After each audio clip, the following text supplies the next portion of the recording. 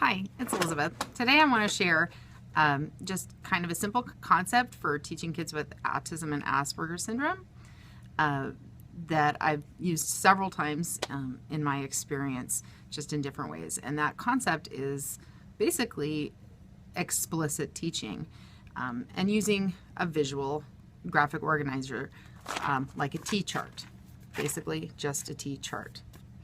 And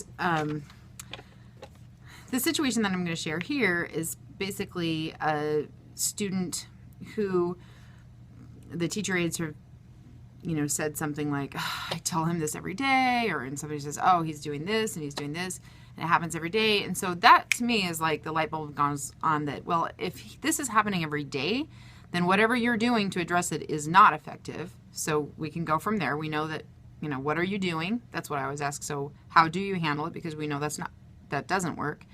And then I listen to the situation, and in that case, again, and I've mentioned this before, if something's happening every day, it might be a situation where you need to reteach. And so I listened to everything, and I said, I think this boy doesn't know that we're not supposed to tell him these things every day. To him, he runs ahead. We say, stop running ahead, and he comes back.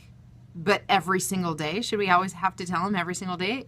Clearly, we didn't teach him that it's not expected to have to tell him this. We expect him to stay with the class or, whatever the thing is. So I just sat down with him that morning and I said, I just sat with my T-chart.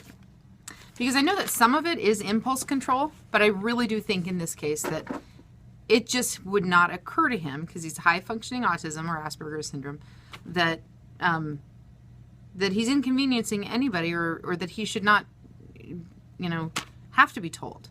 So we just had a conversation. I said, these are some things, you're very independent. You've learned a lot of things. We're going to make a chart of, what are some things that teachers need to tell me and what are some things that they don't need to tell me anymore. And so I said, teachers should say, it's time to line up. You should definitely, teacher has to say that. You don't just go line up for no reason. Teachers should not have to say, don't run ahead. The other kids aren't doing it, Teachers should say, and so we came up with four, just briefly, like 4 things that you definitely wouldn't do without a teacher saying. And we came up with a lot of things that were also his ideas of things that we don't have to tell him to, not to do, or even things to do or not do that we don't have to tell him.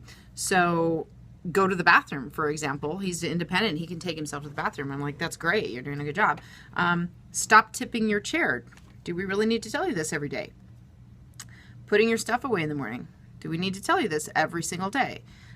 Stop running around the room. This is something a teacher has to tell you. And then he came up with, this one was really good, very original. He said, don't pretend you need to calm down so you can be lazy.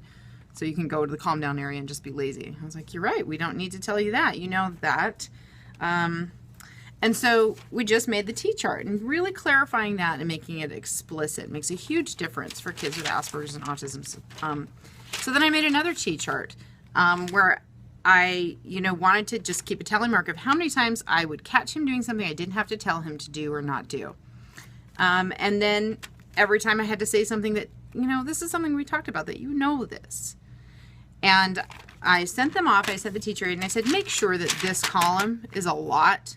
Notice everything he's doing really well, because that's the essential part of making these positive interventions work, is to, so that they can see that and that they are getting reinforced for what they're doing.